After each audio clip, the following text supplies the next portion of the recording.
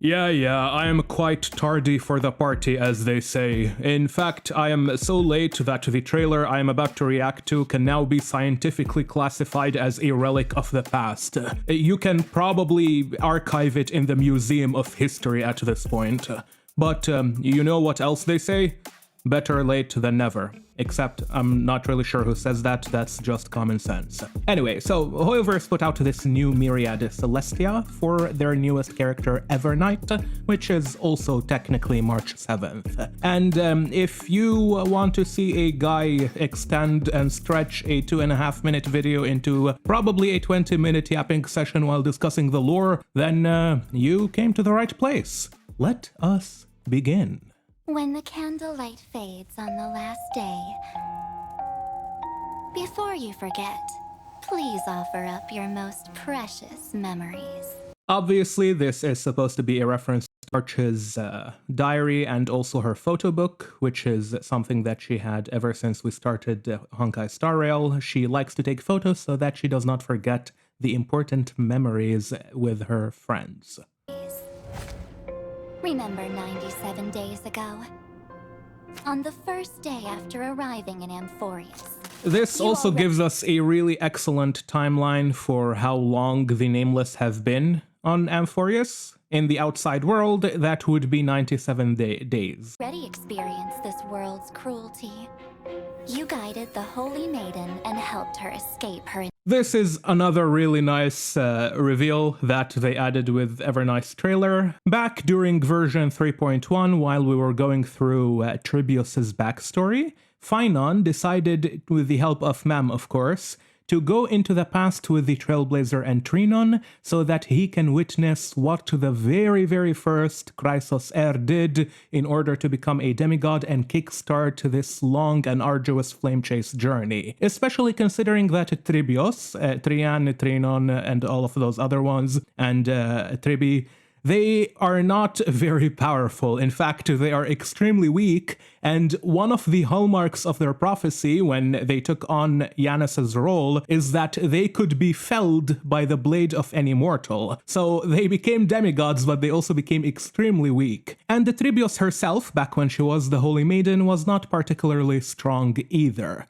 So after Tribios's mother, her only name was Gentle Mother back then, when she fell from the cliff and Tribios became the Holy Maiden and eventually decided to take on Yanis's core flame and become the demigod, she had to go through the guards. And while reaching an impasse, someone helped her. Now, Phynon, and the Trailblazer as well, wonder who could have done that. Some people speculated that it was Mem, because Mem was the one who brought Phynon and the Trailblazer into the past in order to see the memory of Tribios escaping. Some people thought it was Cyrene, if Cyrene was related to Mem, because back then we did not have the confirmation that Cyrene and Mem are the same entity. Regardless, at this point, we know that the person who helped Tribios escape so that she can go through the gate and become the demigod was March 7th. This is indeed a really nice detail because it is related to Cyrene, since, remember, Cyrene is the one who let March 7th into the world of Amphorius through the paths when she first drifted, or at least when her consciousness drifted from the Astral Express and directly into the eternal land of Amphorius, which of course, as we know, is the simulation of Scepter Delta Me 13, currently known as Iron Tomb, or at least the scepter that is going to evolve into Iron Tomb by the end of the story. Cyrene was a girl born inside the scepter. According to Lygus, she is attached to the Trailblazer by the hip, and her existence necessarily depends on the Trailblazer. We are going to learn what that means in the future. But regardless, when March and Cyrene meet, they both laugh at how they look really similar, which they obviously do look really similar. They are both, they both embody the concept of a cute pink-haired girl. They are bubbly, happy-go-lucky, all of that stuff. They talk for a bit, and then Cyrene eventually lets March go into the simulation after we learn that the Garden of Recollection, who are Fuli's followers, are after March 7th, and they have been after her for a very long time, even before the start of Amphorius. So now we know that March 7th has been roaming around Amphorius and helping throughout the events of its history. although behind the scenes. Initial fate. On day 14. What they are doing here is showing us effectively a very quick montage of how March has helped throughout Amphorius. Some of these details are hidden in world quests, some of them are part of the Trailblaze mission. When I say world quests, I mean adventure quests or adventure missions as they are called in Honkai Star Rail. And yeah, this is effectively what March did. Day 36, day 70. Again, some of these are NPCs we meet between the Trailblaze missions and the adventure missions. You can see the guy who was in the top left corner. You can see the guy who wanted to see the Celestial Maiden. She helped him from falling when he tried to reach the sky. You also never gave up on looking for your companions from beyond the sky. So for a while, she has been helping people around Amphorius and trying to look for her friends. Until day 95. Still don't believe me. You're just a ghost that no one can see.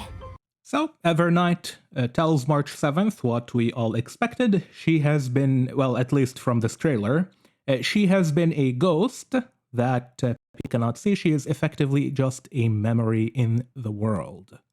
Besides, the Garden of Recollection has already torn off its benevolent mask.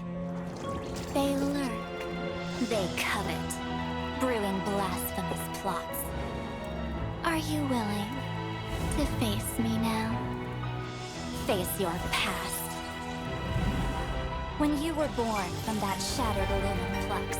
Okay, so this is exactly why I decided to make this video. At first I was not going to react to this Myriad Celestia, but then I thought about this scene for a while and I was like, this is really, really important for the Hoyoverse. This is an extremely important event. So let's discuss what could possibly be going on here.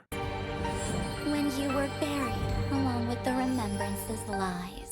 So the Eon of Remembrance, Fuli, shatters, as you can see right over here. And when they shatter, March 7th is born from one of their fragments. It could be the case that the real Eon was broken or was killed some time ago, at some point in history, and March 7th was, of course, born as one of their fragments. She is literally an emanation of the Aeon? Well, I don't know. She would be part of the Aeon. There would be other parts of Fuli around in the universe, but March is, of course, going to be one of them. From this perspective, March is literally a part of Fuli. Now, another alternative possibility is that what shattered is Fuli's memory. So not the Eon itself, but rather the memory of the Eon that exists in the past through the path of remembrance. Because again, Fuli is the Eon of remembrance. They probably have a memory of themselves in the past, if you think about it for a while, in order to like preserve themselves. Because if their job is to remember everything, then remembering themselves would be something that they would think about. And that memory may have been broken or shattered at some point, and March was born from the memory of the Aeon. Now, in this possibility, what distinguishes it from the first one is that March does not necessarily have to be part of Fuli, because if Fuli itself or themselves is what shattered, then yeah, March would be part of Fuli. But if Fuli's memory in the past through the path of remembrance is what got shattered, but the Aeon itself still exists, then March could simply be a random girl that was present in the memory of the Aeon out of billions of different memories. As for the third and final option I thought about, and this is the one I thought about the longest, I think Fuli may exist constantly in the future, but never in the past.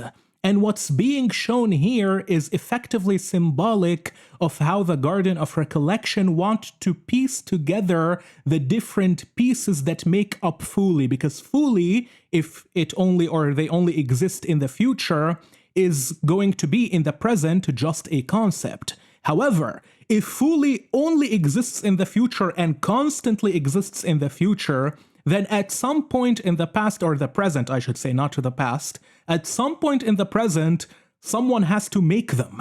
or the Aeon has to be born for them to exist in the future. So the Garden of Recollection and all the other factions and emanators of remembrance have this idea, this concept of an Aeon that always exists in the future and remembers the past, and they are trying to piece together their fragments in order to create this picture of the Aeon.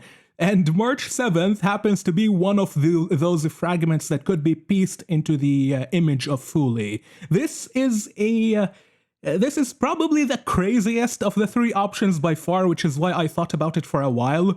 But the more I thought about it, the Aeon of Remembrance, it would be so ironic if he or they exist constantly in the future and can only remember the past.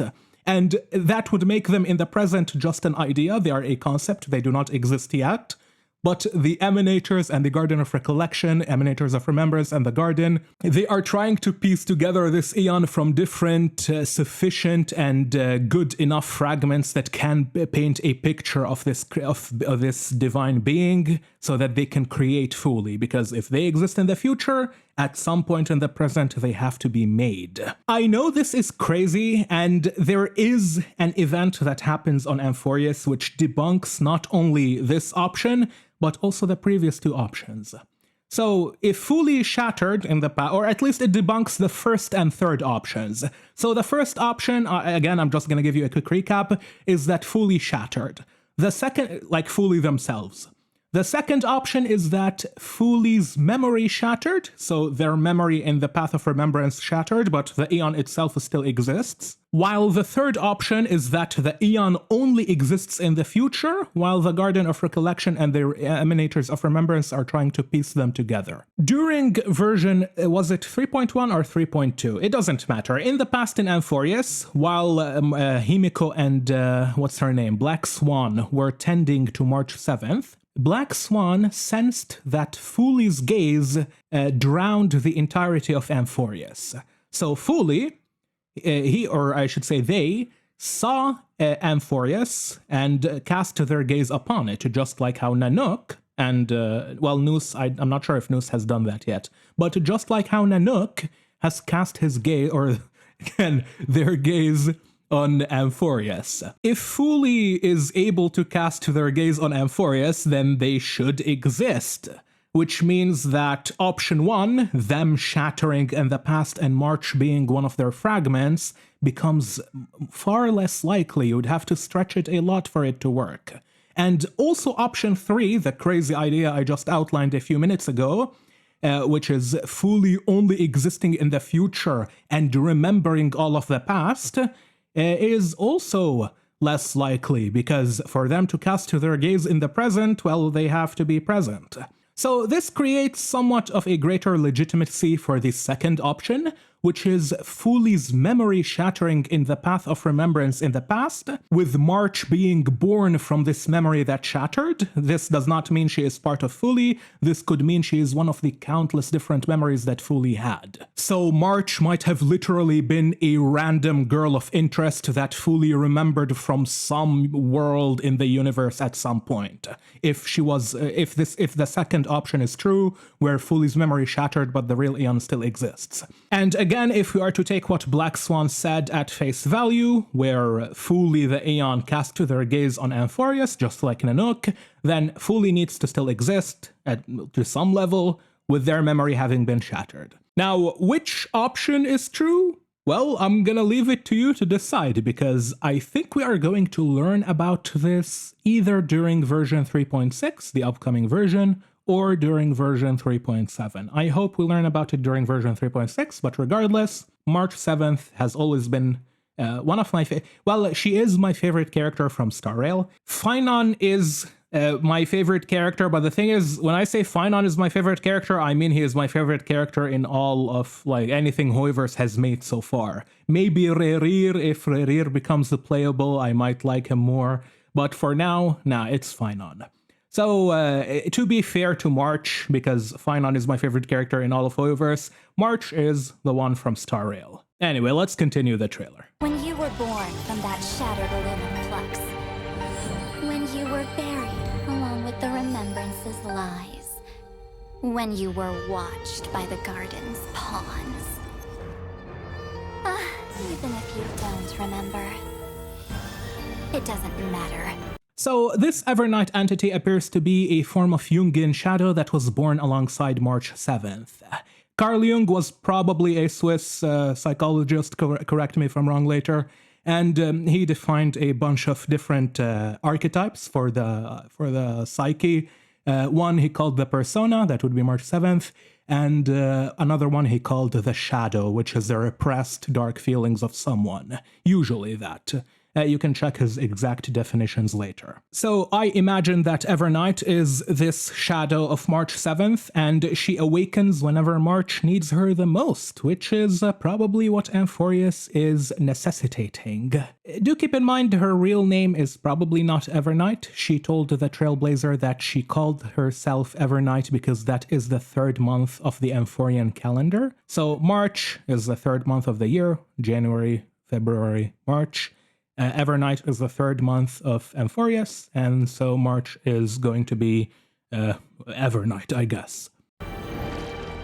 That's what I was made for. Melt the self and seep into the cracks of time.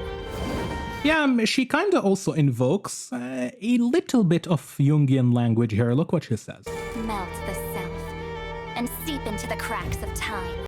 So, melt the self. The self is March, seep into the cracks of time, so seep into the cracks of March's memory and just remain there until she needs me, something like that. Also, I really like this detail. It's a very cool artistic detail that they are also developers, that the developers added here. So you have March 7th. To the cracks of time. Notice how you have the movie film strip thing and then it transitions and becomes the Astral Express. Because again, the movie strip preserves the memories of the movie, data of the movie, and then it becomes the Astral Express where March 7th currently lives. The future that belongs to you. So we are shown all of the nameless. This is Akivilli's Express and March awakening when they found her. The remembrance chose, leaving Amphorius in nothing but a desolate midnight. Fear not, I shall cleanse it all. Let the melody of oblivion resound from the eternal land. Day 97. Leave it to me. Time to say goodnight to the world, my dear March 7th. Soon, in a world restored to its flawless state, both your wish and my promise will be fulfilled. To keep trailblazing forever with the Astral Express. So this is an interesting quote because normally when someone says, I want to be with you forever, that's a wholesome thing. That's something that children say. And March 7th is obviously a very childlike character, at least in her demeanor. Not actual age. I'm not doing that stupid like Twitter age bullshit. She's just a drawing. But in terms of her demeanor and characterization, she is very innocent. She is very bubbly, happy-go-lucky. So when she says, for example, I want to keep trailblazing with you forever to the Astral Express and to her friends and Himiko, Trailblazer, Danhang, who's else? I guess Sunday is now part of them, along with Weltiang. This is supposed to be cute, but the way it is framed here, because Evernight is sort of like a crazy evil March, she says, to fulfill your dream or your wish and my promise, to keep trailblazing with the Astral Express forever. But look how she says it. Fulfilled. To keep trailblazing forever with the Astral Express. So she obviously speaks it, in the way she says it is in a more sinister tone. And this adds a bit of dark humor to March's wish. However, for most things in life, if something does not end, it can risk becoming stale and bad. So when March 7th, or through Evernight, I guess, through her dark ulterior ego, her shadow, says, I want to keep trailblazing forever, this adds a bit of a sinister tone to her wish, her innocent wish, her very cute wish, normally that you would view it as something adorable. This adds a sinister tone because of the idea of obsession. Now, obsessions are not always bad. They categorically cannot always be bad. However, they usually lead into bad outcomes when someone blindly follows them, right? And Evernight is kind of, I'm not sure if she's making fun of the idea, or if she's embodying the idea of the obsession. I do want to make one thing clear. I do not think that Evernight is evil or like a depressed March or anything like that. To me, she is just March 7th with, okay, here's the best way I can put it. She is March 7th, but Sasuke. That's it. She's just March 7th, but edgy. So when it comes to who Evernight is, she is probably the same person at heart. She's a good person, a good girl, and she wants to help her friends. However, this is her darker, more edgier side. So March 7th, but Sasuke, you get Evernight. I do not actually believe she is crazy. I only joke about that. I never believed she is evil, like ever, at any point in the story. That was actually stupid. But people still call her Evil March. Again, probably as a joke. I don't think most people believe that. Like I said, to me this is just March, but Sasuke flavored. To say goodnight to the March 7th. Soon, in a world restored to Bro, I cannot... I know this is supposed to be like the sinister dark March. I cannot take this seriously, dude. It doesn't matter how March looks, she's always going to be adorable. Like, this is a face you want to give head pats to. I cannot take her seriously. She's trying to be like, oh my god, I'm so edgy and bad. Like, here, look what she says here. Let the melody of oblivion, oh my god, oblivion, I am very edgy, resound from the eternal land. But then you look at her and like she has the most cutest face in the world. She's like Lolly from To Be Hero X. So there's a Chinese animation called To Be Hero X. You should probably watch it, by the way. Extremely, extremely good. Not only good animation, extremely good story as well. Check it out, To Be Hero X. And one of the heroes there is called Lolly. Her downside is that she is extremely cute. So no matter how hard she tries, everyone is going to see her as an adorable girl rather than a very powerful superhero. And to me, March 7th is just the same thing. Even when she tries to be Evernight, like this edgelord with Evernight, she still looks really cute. give it to me. Time to say goodnight to the world. My dear March 7th. Soon, in a world restored to its flawless state. Anyway, yeah, Both great trailer. your wish and Really cool character. Good luck to everyone who's gonna be pulling her. Thank you so much for watching. I have a video that I'll be discussing the Remembrance and Fuli in regards to Xandar. Now, it's not a yapping video, it's a proper lore analysis for Amphorius 3.5, which will be coming out in approximately 2 days after this one. I've been working on it for a while. I also had like other work in my real life job, which is why I'm late. So again, for the last time, thank you all for watching and take care.